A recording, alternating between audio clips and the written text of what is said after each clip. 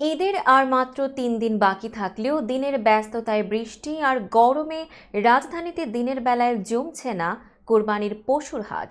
তবে ক্রেতা বিক্রেতার হাঁকডাক আর দামাদামিতে জমে উঠেছে রাতের হাট। রাতে গাবতলীর পশুর হাটে গিয়ে দেখা যায় পছন্দের পশু কিনতে ভিড় করছেন ক্রেতারা।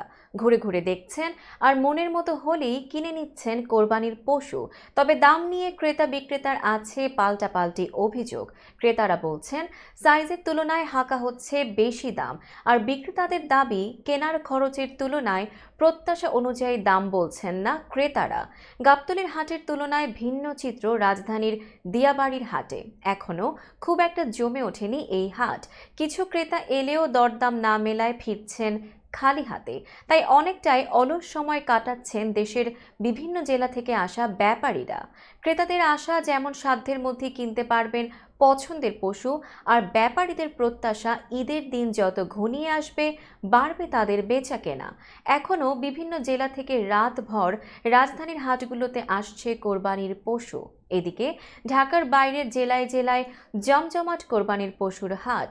ক্রেতাদের পছন্দের শীর্ষে ছোট ও মাঝারি আকারের গরু। চলতি বছর পশুর দাম নিয়ে মিশ্র প্রতিক্রিয়া থাকলেও বিক্রেতারা বলছেন গো খাদ্যের দাম বাড়লেও সেই তুলনায় মিলছে না দাম। তবে ভারতীয় গরু আমদানি বন্ধ থাকায় লাভবান হওয়ার আশা খামারিদের।